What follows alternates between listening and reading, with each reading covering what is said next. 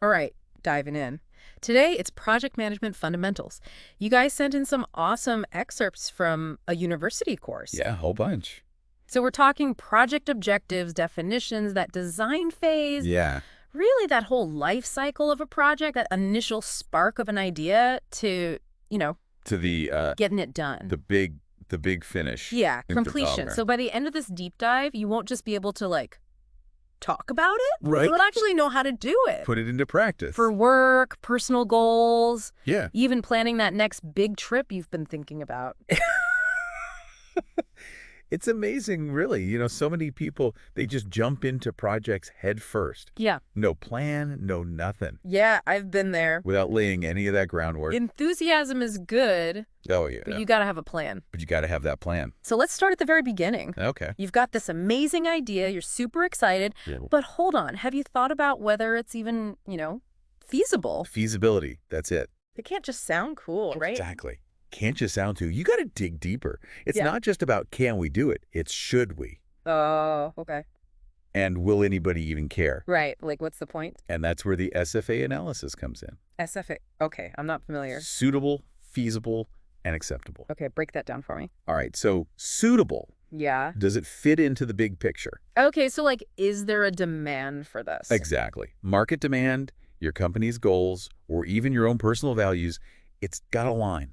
I like that. Then there's feasible. Okay, so if suitable is that kind of high level, level, yeah. feasible is down in the weeds. Down in the nitty-gritty. We're talking resources, budget, tech, even the legal stuff, regulations. Yeah. Surprising how many amazing ideas just PFT, they fall apart Yeah. because they're just not practical. You don't have the money, you don't have the time. At least not in that initial form. You got to tweak it. All right, so suitable, feasible. And then acceptable. Okay, this is where we think about people. It's about the people, stakeholders, impact on the community, the ethics, all those things that sometimes Just lost in the shuffle. get overlooked in that excitement of creating something new. And it's so important. It's huge. Making sure it aligns with everyone's values, Right. expectations, from your team to the people actually using it and everyone in between. It takes a village. It really does. Okay, so let's say we've scrutinized our idea. We've put it through the ringer. It's gone through the SFA test, passed with flying colors. What's next? Now we got to get clear on the vision and mission for this project. Okay. These are like your guiding stars.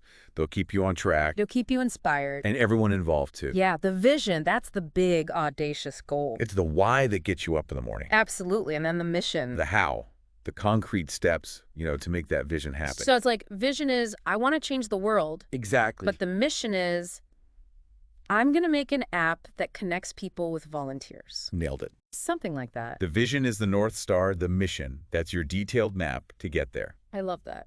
And speaking of maps, we got to talk about the folks joining you on this journey, the stakeholders. Whoa, yes, the stakeholders. This is where it can get tricky. It can get a little messy. You've got your team, the clients, investors, maybe even government agencies or, community groups. All those different players. Everyone with their own ideas of what they want. Their own expectations, yep. So how do we navigate all of that? That's where stakeholder management comes in. It's not just about keeping everyone happy, Because that's impossible. although that's part of it, but it's really about understanding what motivates them, Okay. how much influence they have, and how their needs line up with the project's goals. So it's almost like this giant puzzle. It is. You've got to see how it all fits together. See how those pieces connect. Is there like a tool for that? There is. It's called Mendelow's Stakeholder Analysis Matrix. Okay, Mendel. It's like this grid. One axis is power, how much influence they have over the project. Okay, that makes sense. And the other axis is interest, how invested they are in seeing it succeed. Gotcha. So like high power, high interest, those are your big players. Exactly, like your key investors or maybe a government agency. Then you've got high interest, low power. Right, like those passionate community members or individual users who really care about the outcome. I see. And mapping it out this way helps you figure out who to focus on. Who to really prioritize.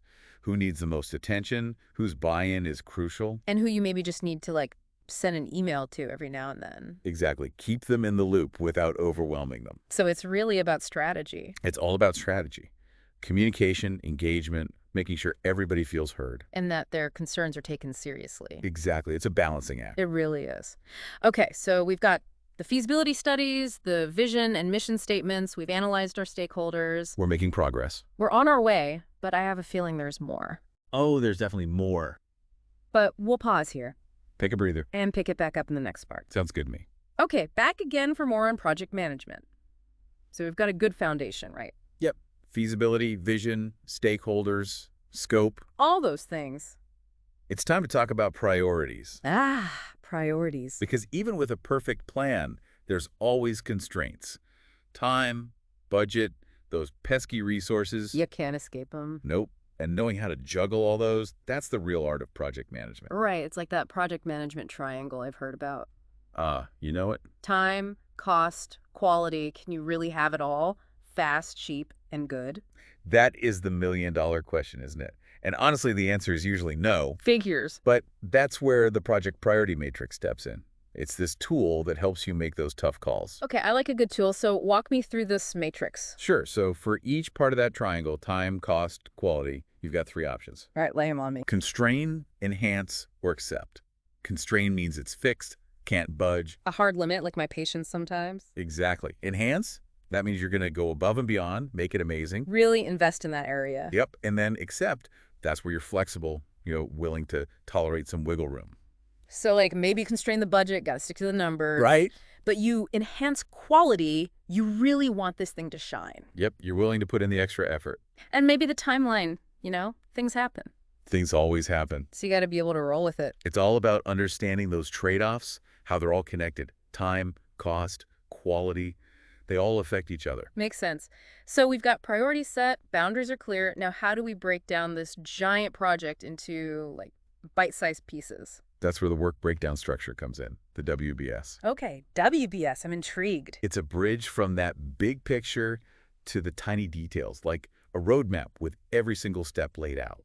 I'm visual, so I'm imagining a big tree diagram, the main goal at the top, Perfect analogy. and then branching down into smaller and smaller tasks. Exactly. Start with the big deliverables, those outcomes you're aiming for, and then break them down. Kind of like a recipe, you got to know every ingredient, every step. Exactly. A good WBS, it's like a recipe for success, We make sure nothing gets forgotten. and that everyone knows their part. So it's not just about the what, it's about the who, too. Right? Each task can be assigned to a person, a team, with deadlines and targets, the whole 9 yards. So it's like a planning tool, communication, management, all rolled into one. It's your project management Swiss Army knife. I like it. But even with the WBS, we still need to figure out how long each task will take, right? Yep, that's the age-old question. Time and money. Getting those estimations right is crucial for planning, for budgeting, everything. But things rarely predictable. That's the truth. I've definitely been guilty of underestimating, thinking something's going to be quick and easy, and then... It snowballs into this huge thing. Exactly. So how do we make sure our estimations are actually realistic? One way is to get a panel of experts involved. Different perspectives, mitigates biases. So, like, a group decision is usually better than just one person's guess. Right, more balanced view. And another thing, base your estimates on normal conditions. So not best case scenario, but not worst case either. Exactly. Find that middle ground. Realistic, but not overly pessimistic. But what about the unexpected stuff? Things always pop up. How do we account for that? That's where the three-point estimation technique comes in. Optimistic, pessimistic, and most likely.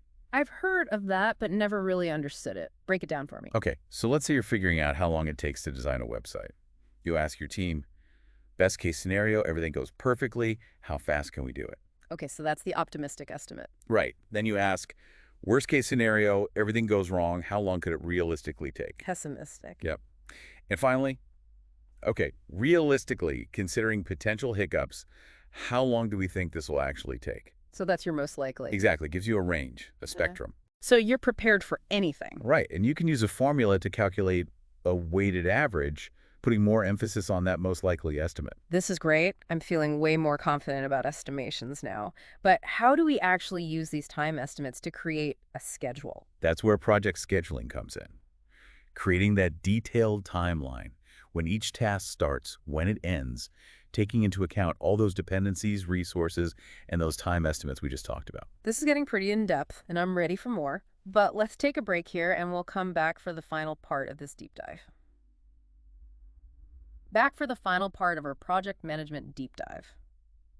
Feels like we covered so much already. Yeah, we've been through a lot. From those first feasibility studies to actually breaking the work down. All those steps. But I know there's always more to learn, right? Always more. And even with the best plans, things don't always go smoothly. Oh, never. So let's talk about managing change, those unexpected bumps in the road. Because those always happen. Always. You got to be flexible. Flexibility is key. And one of the biggest things is managing those scope changes. Right. We talked about scope creep before, but sometimes things just change. Things happen. External factors, the client changes their mind, or maybe you see a new opportunity along the way. It's a balance, right? Sticking to the plan, but also being open to new ideas. Finding that middle ground. But the key is, how do you handle changes without completely derailing the project? Right. It's so easy to get lost in all the revisions. And lose sight of the original goal. Exactly. That's why you need a clear process for evaluating and approving any scope changes. So it's not just someone saying, oh, let's add this feature. No, there should be a system. Document everything, assess the impact, time, budget, resources, and then get approval from the key stakeholders. Makes sense. Checks and balances. Checks and balances, yeah.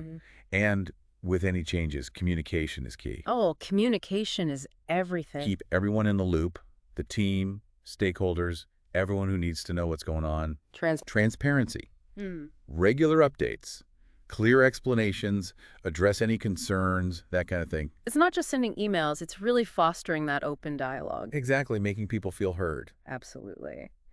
Okay, so we've talked about managing change. What else is there? Risk management. Right. Because even when you plan everything perfectly, things can still go wrong. Stuff happens. Delays, budget issues, technical problems. It's all part of the game. So how do you handle that? Risk management is all about acknowledging those possibilities, identifying potential problems early on. Being proactive. Proactive, coming up with strategies to either mitigate or avoid them completely. So it's like having a backup plan. A backup plan for your backup plan. Right. Always thinking, what if this happens? Exactly. And one way to do that is a risk assessment. Get a group of people together. Okay. Team members, stakeholders, experts.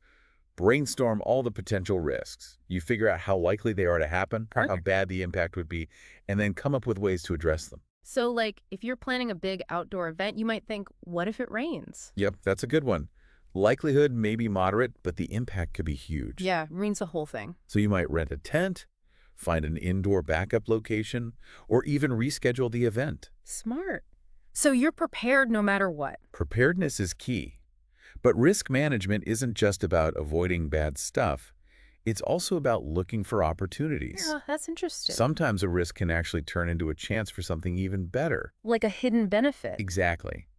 Maybe it leads to innovation, growth, or even a whole new direction for the project. I like that, turning what if this goes wrong into what if we could make this even better? It's about being agile, adaptable, seeing challenges as opportunities for improvement. This has been amazing. I feel like I've learned so much about project management. We've been a great student. Well, you've been an amazing teacher.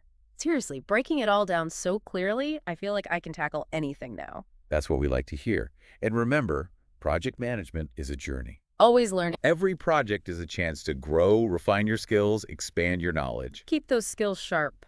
The best project managers are the ones who never stop learning. They're adaptable, they're curious. They have that passion for bringing ideas to life. And making things happen. Making things happen, that's it. So, to all our listeners, take this knowledge, use it. Make your projects awesome, big or small, personal or professional. Go out there and conquer. And remember, the journey is just as important as the destination. Enjoy the ride. Embrace the challenges, celebrate those successes, and never stop learning. Well said. Thanks for joining us on this project management deep dive.